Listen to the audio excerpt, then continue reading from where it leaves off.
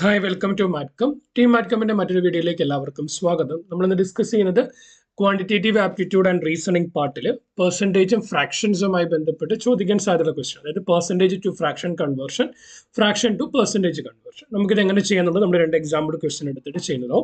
Video useful ആവുമെന്ന് വിശ്വസിക്കുന്നു. ഇതുപോലെ ഇൻഫോർമേറ്റീവ് കണ്ടന്റ്സ് ലഭിക്കുന്നതിന് വേണ്ടി ചാനൽ സബ്സ്ക്രൈബ് ചെയ്യുക. അതുപോലെ നിങ്ങൾക്ക് ഏതെങ്കിലും ഒരു സ്പെസിഫിക് ക്വസ്റ്റ്യൻ ടോപ്പിക്കിന്റെ ഡിസ്കഷൻ കാണാൻ താല്പര്യമുണ്ടെങ്കിൽ അതുകൂടി കമന്റ് ചെയ്യും.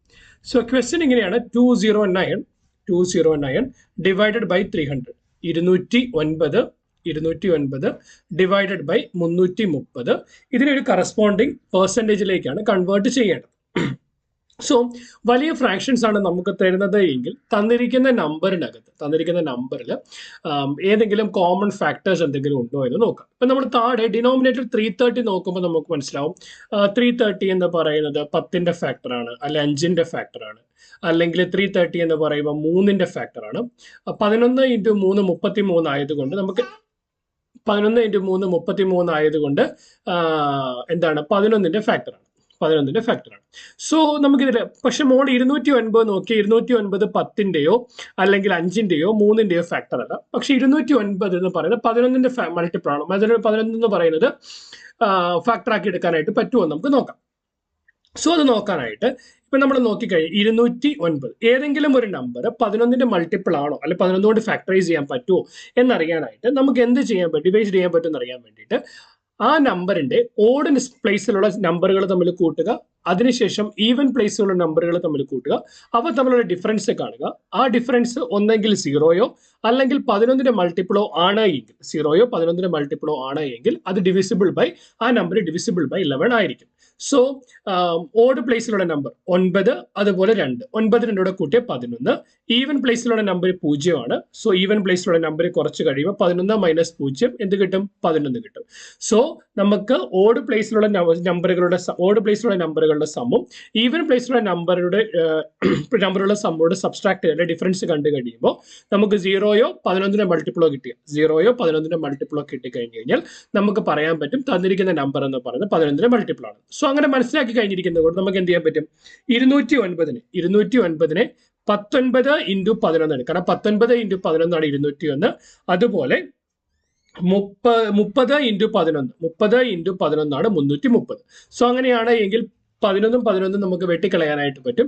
ബാക്കി എന്ത് കിട്ടും? ബാക്കി എന്ന് പറയുന്നത് 90 / 30 എന്ന് വരും. സോ 90 / 30 എന്ന് പറയുന്ന ഒരു കാര്യത്തിനെ പെർസെൻറ്റേജിലേക്ക് കൺവേർട്ട് ചെയ്യുന്നത് 100 കൊണ്ട് മൾട്ടിപ്ലൈ ചെയ്യും.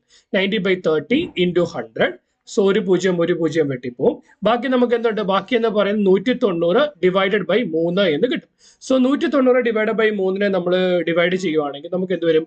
6 × 3 18, അല്ലെങ്കിൽ 63 × 3 189. 63 × 3 189. റിമൈൻഡർ 1 വന്നു.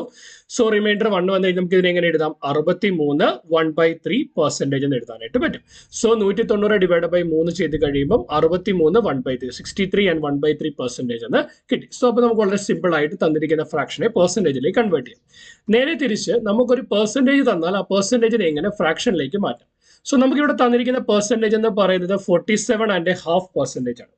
47.5%. 47 എന്തെങ്കിലും പെർസെൻറ്റേജ് തന്നാൽ എന്താണ്? ഇൻ 100. സോ 47.5%നെ 47 and 1/2 ഡിവൈഡഡ് ബൈ 100 എന്ന് എഴുതാനായിട്ട് പറ്റും. എന്താണ് 47.5?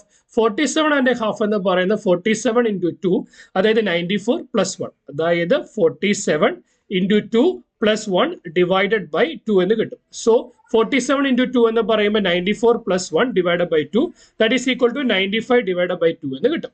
സോ അങ്ങനെയാണെങ്കിൽ നമുക്ക് 47.5നെ എന്ത് എഴുതാം? 95 ഡിവൈഡഡ് ബൈ 2 × 100 എന്ന് എഴുതാം. This is nothing but equal to 95 divided by 200. മുകളിലും താഴെയും 5ന്റെ ഫാക്ടേഴ്സ് ആണ്. സോ 95നെ 19 × 5 എന്ന് എഴുതാം. 200നെ 40 × 5 എന്ന് എഴുതാം. 5ഉം 5ഉം വെട്ടിപ്പോയി. ബാക്കി നമുക്ക് എന്തുണ്ട്? 90 ഡിവൈഡഡ് ബൈ 40 എന്ന് കിട്ടും. സോ 47.5% എന്ന് പറഞ്ഞാൽ 19/40. ഓപ്ഷൻ സി ആണ് ഇവിടുത്തെ ആൻസർ എന്ന് പറയുന്നത്. സോ നമ്മൾ ഈസി ആയിട്ട് പെർസെൻറ്റേജിനെ ഫ്രാക്ഷനിലേക്ക് കൺവേർട്ട് ചെയ്യും.